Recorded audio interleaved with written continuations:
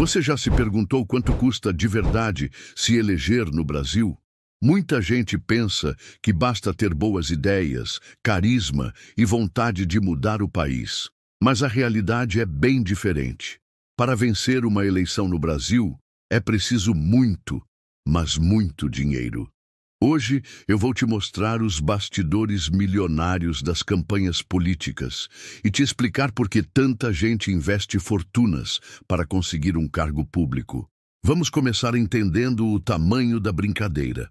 Uma campanha para vereador em uma cidade de médio porte custa, em média, entre 100 e 500 mil reais.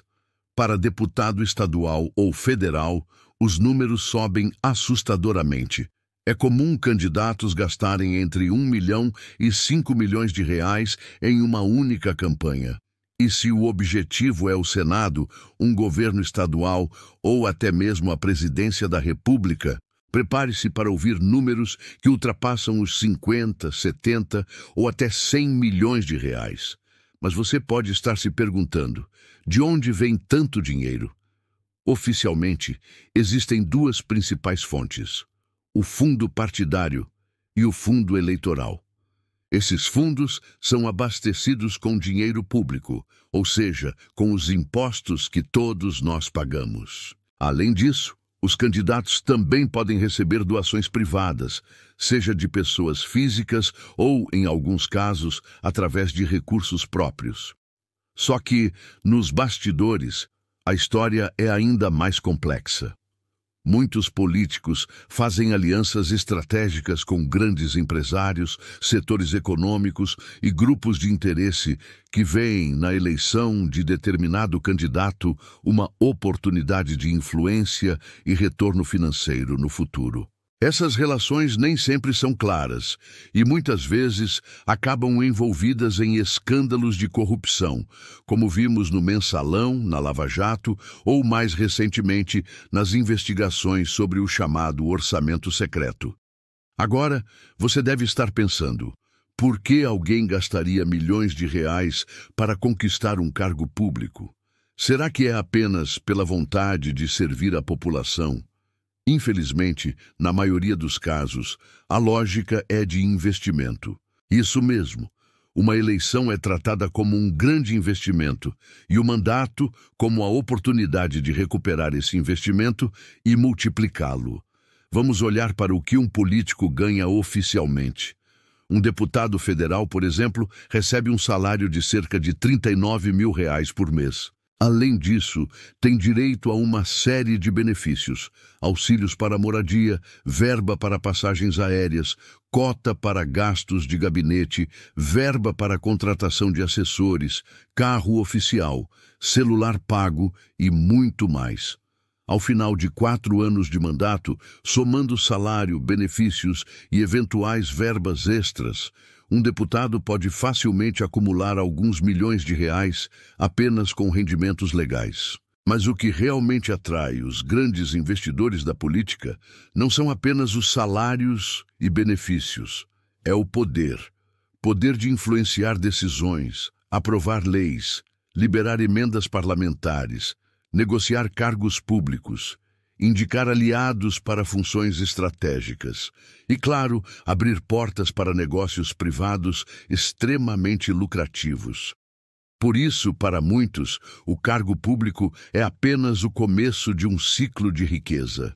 Após um mandato, mesmo que o político não se reeleja, ele pode se tornar consultor, palestrante, empresário ou lobista, faturando fortunas com a experiência e os contatos adquiridos na vida pública.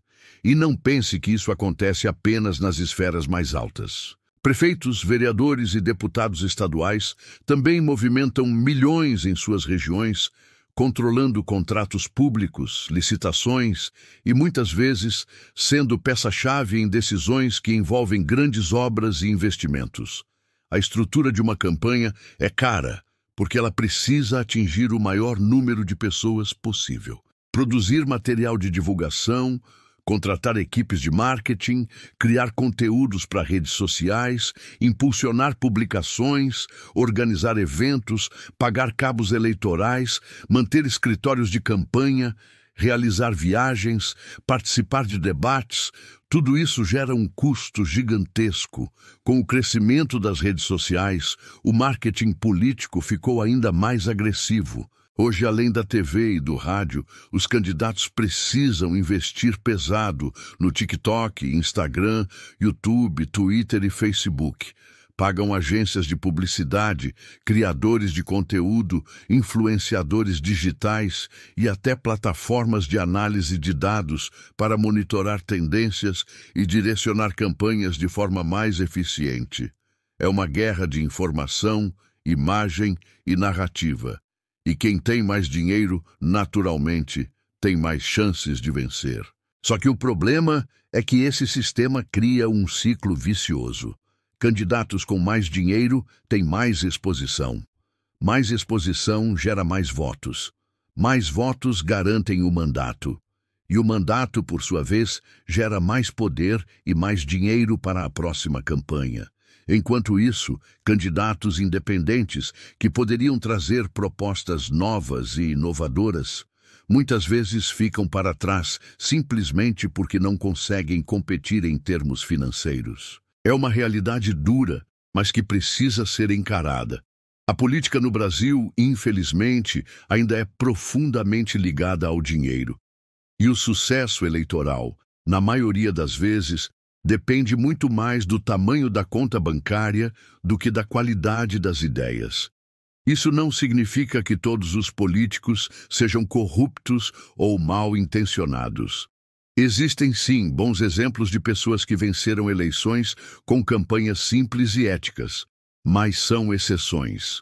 E essas exceções só confirmam a regra. Para a maioria, sem dinheiro, é quase impossível vencer. Outro ponto que merece atenção é a transparência. Embora exista uma série de regras para declarar gastos de campanha, muitos recursos continuam circulando por fora do sistema oficial. Doações não declaradas, Caixa 2, pagamentos de serviços sem nota fiscal, tudo isso ainda faz parte do cenário político brasileiro. E quem paga a conta de tudo isso, no final das contas, somos nós.